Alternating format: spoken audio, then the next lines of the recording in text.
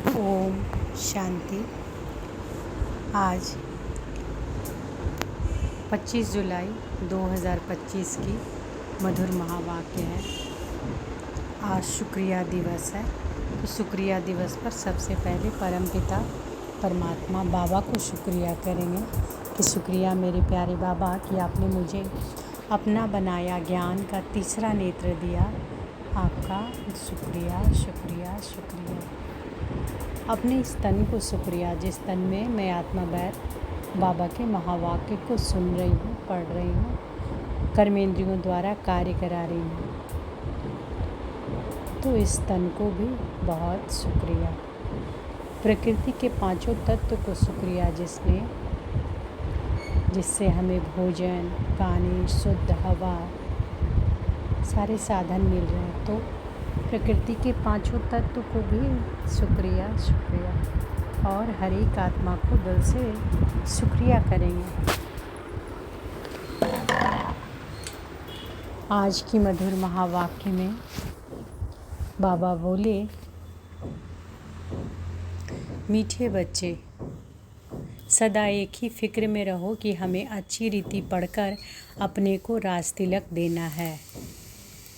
पढ़ाई से ही राजाई मिलती है। सदा एक ही फिक्र में रहो। कौन सी फिक्र? कि हमें अच्छी रीति पढ़कर अपने को राज तिलक देना है। पढ़ाई से ही राजाई मिलती है। आज का प्रश्न है, बच्चों को किस उल्लास में रहना है, दिल शिकस्त नहीं होना है, क्यों? उत्तर है, सदा यही उल्लास रहे कि हमें इन लक्ष्मी नारायण जैसा बनना है। सदा क्या उल्लास रहे कि हमें इन लक्ष्मी नारायण जैसा बनना है, इसका पुरुषार्थ करना है। दिल शिकस्त कभी नहीं होना है, क्योंकि यह पढ़ाई बहुत सहज है। घर में रहते भी पढ़ सकते हो। इसकी कोई फीस नहीं है, लेकिन हिम्मत ज़रूर चाहिए। आज का गीत है, तुम ही हो माता, तुम ही हो पिता,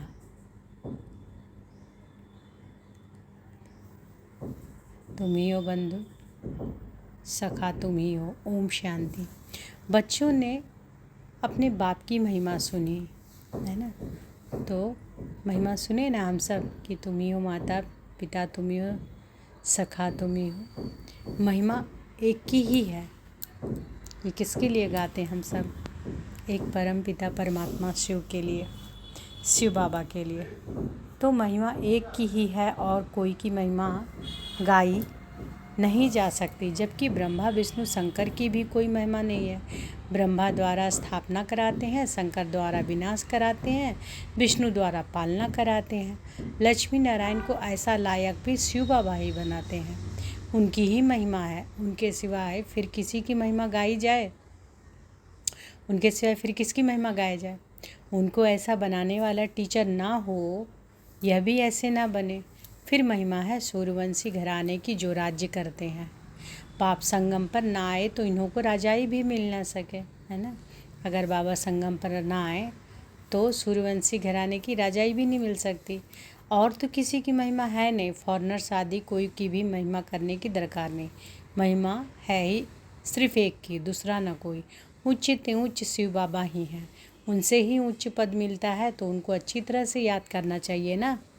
अपने को राजा बनाने के लिए आप ही पढ़ना है। जैसे बैरिस्ट्री पढ़ते हैं तो अपने को पढ़ाई से बैरिस्टर बनाते हैं ना। तुम बच्चे जानते हो कि शिव बाबा हमको पढ़ाते हैं, जो अच्छी रीति पढ़ेगा वही उच्च पद पाएगा। नहीं पढ़ने वाले पद पा न सके। पढ़ने के लिए श्रीमत मिलती है। मूल बात है पावन बनने की, जिसके लिए यह पढ़ाई है। तुम जानते हो कि इस समय सब तमो प्रधान पतित है। अच्छे व बुरे मनुष्य तो होते ही हैं। पवित्र रहने वाले को अच्छा कहा जाता है। अच्छा पढ़कर बड़ा आदमी बनता है तो महिमा होती है, परंतु है तो सब पतित। पतित ही पतित की महिमा करते हैं। सतयुग में है पावन, वहाँ कोई किसी की महिमा नहीं करते। यहाँ पवित्र सन्यासी भी हैं और पवित्र गृहस्थी भी है, तो पवित्र की महिमा गाई जाती है। वहाँ तो यथा राजा रानी तथा प्रजा होते हैं, और कोई धर्म नहीं जिसके लिए पवित्र अपवित्र कहे। यहाँ तो कोई गृहस्थियों की भी महिमा गाते रहते। उनके लिए जैसे वही खुदा अल्लाह है, परंतु अल्लाह को तो पतित पावन लिबरेटर गाइड कहा जाता है। वह फिर सब कैसे हो सकते हैं? दुनिया में कितने घोर अंधियारे हैं। अभी तुम बच्चे समझते हो तो बच्चों को यह ऊना रहना चाहिए, यानी ख्याल रहना चाहिए। हमको पढ़कर अपने को राजा बनाना है। जो अच्छी रीति पुरुषार्थ करेंगे वही राज तिलक पाएंगे।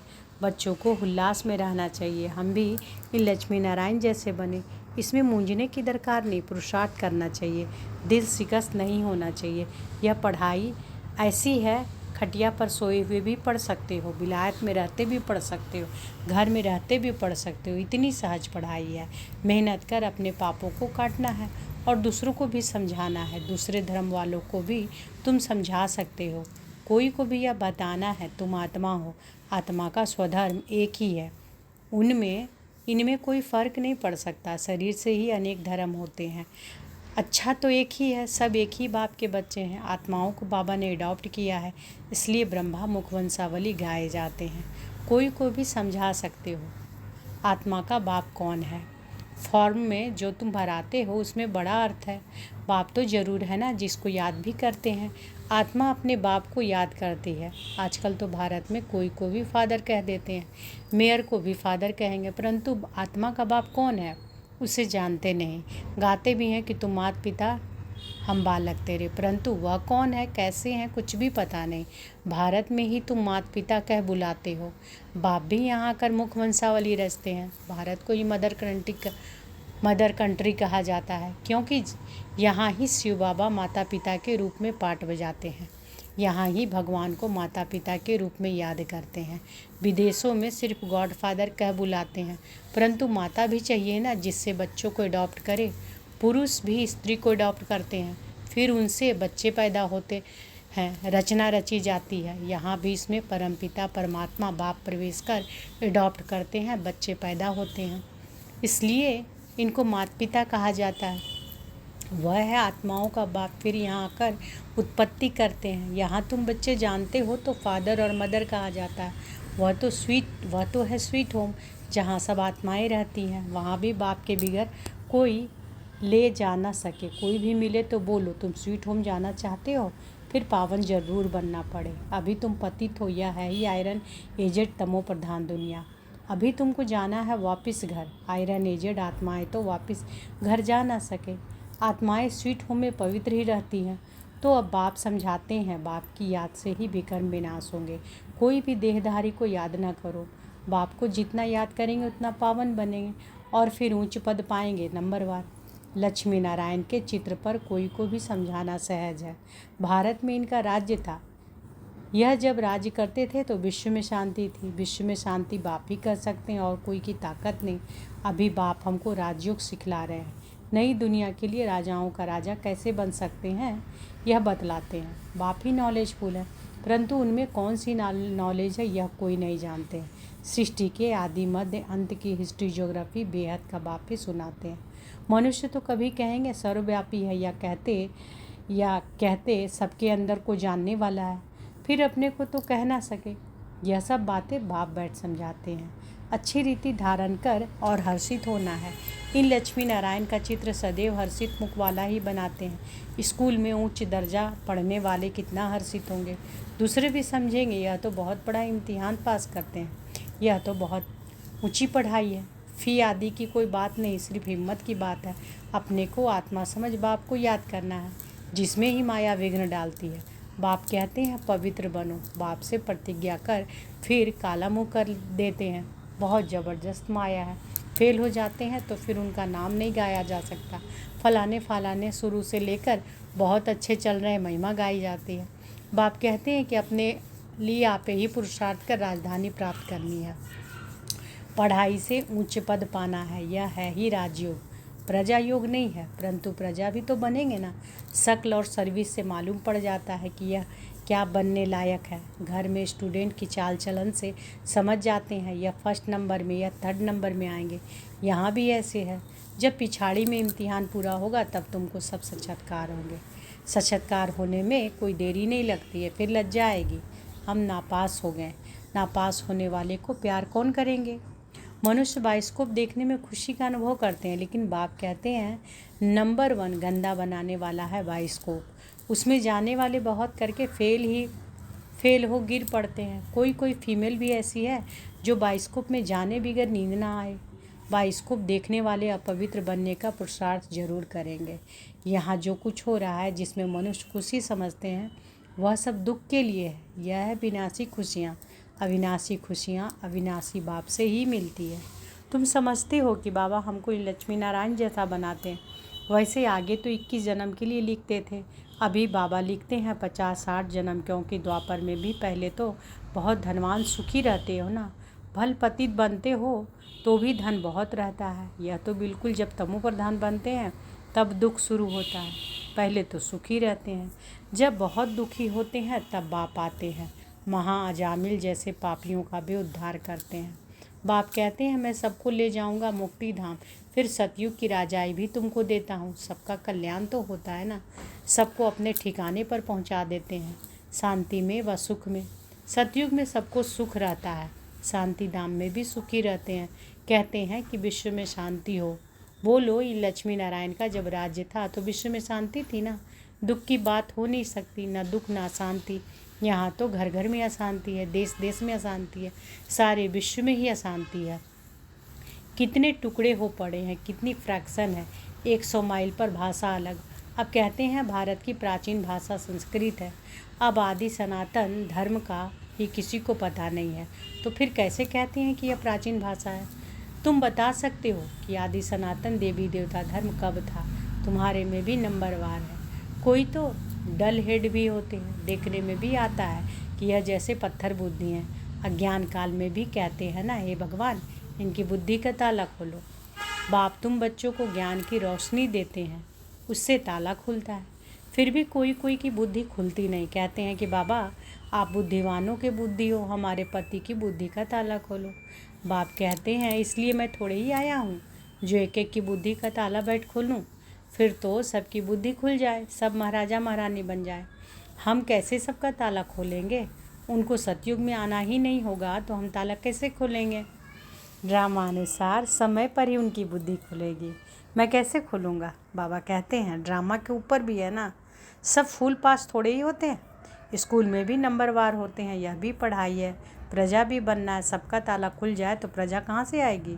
यह तो कायदा नहीं है। तुम बच्चों को पुरुषार्थ करना है, हर एक के पुरुषार्थ से जाना जाता है। जो अच्छी रीति पढ़ते हैं उनको जहाँ तहाँ बुलाया जाता है। बाबा जानते हैं कौन कौन अच्छी रीति सर्विस कर रहे हैं। बच्चों को अच्छी रीति पढ़ना है, अच्छी रीति पढ़ेंगे तो घर ले जाऊंगा, फिर स्वर्ग में भेज दूंगा, नहीं तो सजाएं बहुत कड़ी है, पद भी भ्रष्ट हो जाएगा। स्टूडेंट को टीचर का सो निकालना चाहिए। गोल्डन एज में पारस बुद्धि थे, अभी आयरन एज, तो यहाँ गोल्डन एज बुद्धि हो कैसे सकती? विश्व में शांति थी जबकि एक राज्य एक ही धर्म था। अखबार में भी तुम डाल सकते हो कि भारत में जब इनका राज्य था तो विश्व में शांति थी। आखिरी समझेंगे ज़रूर। तुम बच्चों का नाम वाला होना है। उस पढ़ाई में कितनी किताब आदि पढ़ते हैं, यहाँ तो कुछ नहीं, पढ़ाई बिल्कुल सहज है। बाकी याद में अच्छे अच्छे महारथी भी फेल हैं। याद का जौहर नहीं होगा तो ज्ञान तलवार चलेगी नहीं। बहुत याद करे तब जौहर आए। भल बंधन में भी हैं फिर भी याद करते रहते तो बहुत फ़ायदा है। कभी बाबा को देखा भी नहीं, याद में ही प्राण छोड़ देते हैं तो भी बहुत अच्छा पद पा सकते हैं, क्योंकि याद बहुत करते हैं। बाप की याद में प्यार के आंसू बहाते हैं, वो आंसू मोती बन जाते हैं। अच्छा, मीठे मीठे सिक्की लदे बच्चों प्रति माता पिता बाप दादा का याद प्यार और गुड मॉर्निंग। रूहानी बाप की रूहानी बच्चों को नमस्ते। हम रूहानी बच्चों की रूहानी माता पिता बाप दादा को याद प्यार गुड मॉर्निंग और नमस्ते नमस्ते नमस्ते। शुक्रिया बाबा, शुक्रिया। धारणा के लिए मुख्य सार, अपने लिए स्वयं ही पुरुषार्थ कर उच्च पद पाना है। पढ़ाई से स्वयं को राजतिलक देना है। ज्ञान को अच्छी रीति धारण कर सदा हर्षित रहना है। दूसरा, ज्ञान तलवार में याद का जौहर भरना है। याद से ही बंधन काटने हैं। कभी भी गंदे बाइस्कोप देख अपने संकल्पों को अपवित्र नहीं बनाना है। आज बाबा ने वरदान दिया है तो अनुभव करें कि बाबा का वरदानी हाथ हमारे सिर पर है। बाबा ने वरदान दिया, लौकिक को अलौकिक में परिवर्तन कर सर्व कमजोरियों से मुक्त होने वाले मास्टर सर्वशक्तिवान भव। लौकिक को अलौकिक में परिवर्तन कर सर्व कमजोरियों से मुक्त होने वाले मास्टर सर्वशक्तिवान भव।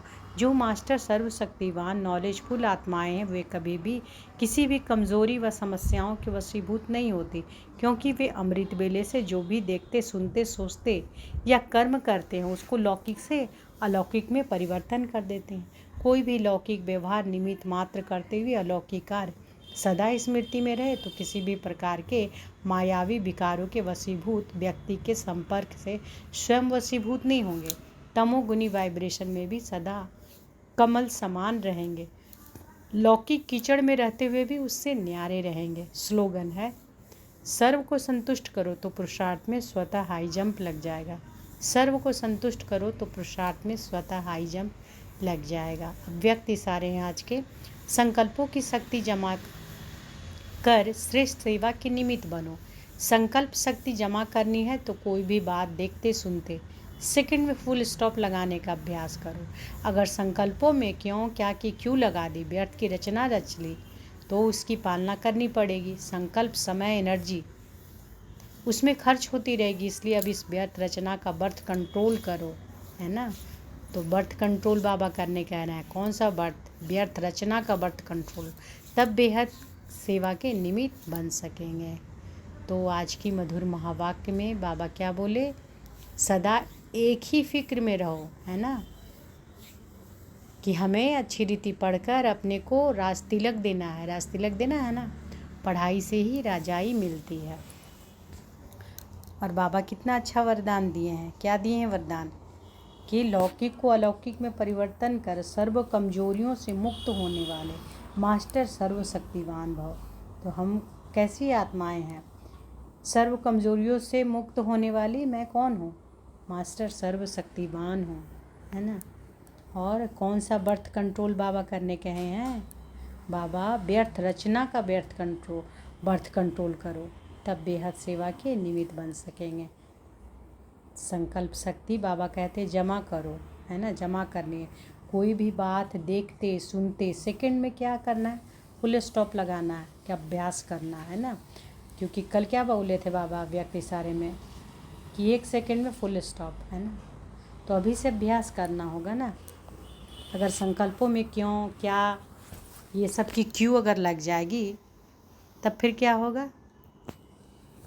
व्यर्थ की रचना रच ली तो उसकी पालना करनी पड़ेगी ना। क्या क्यों करेंगे? तो संकल्प समय एनर्जी उसमें खर्च होती रहेगी। इसलिए अब बाबा कहते हैं इस व्यर्थ रचना का बर्थ कंट्रोल करो, तब बेहद की निमित्त बन सकेंगे।